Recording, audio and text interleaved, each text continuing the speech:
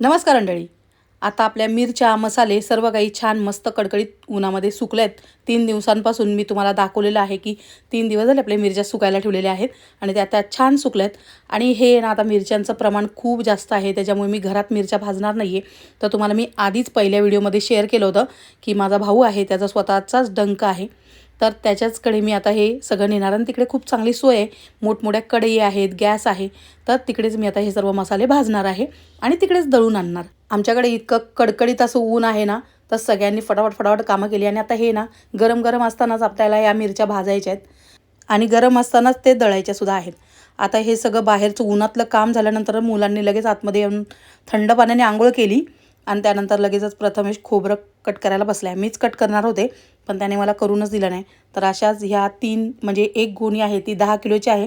तर अशा 3 गोण्या आहेत, ते प्रथमेशने आणि त्याच्या मित्रांनी मिळून ते कट केल्या. तर त्यांना ते कट करता येत नव्हतं, तर त्यांना आधी दाखवलं की बघ बाबा असं कट करायचं म्हणजे लवकर काम होईल.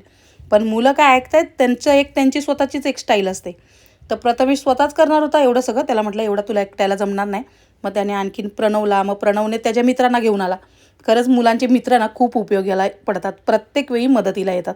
मिरच्या सुकवायच्या असू देत किंवा हे सगळं कापायचं, कोथिंबीर सोलायची, सगळी कामं करायला, लसूण सोलायला सुद्धा मुलं असतात.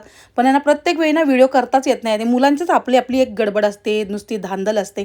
तर त्याच्यामुळे ना सगळ्याच गोष्टींचा व्हिडिओ करता येत नाही. आणि आता हे सगळं उन्हाचीच कामं चाललेली आहेत अजूनपर्यंत. आणि मुलं एक आतमध्ये वेगळं काम चालू आहे. तर असं सगळं आहे बघा. आणि इतक्या सगळ्या गोण्या आपल्या मिरच्यांच्या आहेत. तर आता त्या चालल्यात आपल्या दळायला. मग आता तिकडेच सगळी कामं होणार आणि ते एक मला एक बरं पडतं. पण तिकडे मी सुद्धा जाणार आहे मसाला सगळं बघण्यासाठी.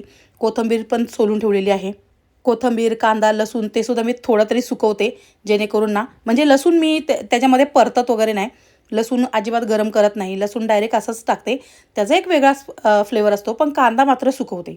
तुम्हाला सुद्धा हे मसाले जर मागवायचे असेल तर वर नंबर दिलेला आहे, त्याच्यावर फक्त WhatsApp मेसेज करा.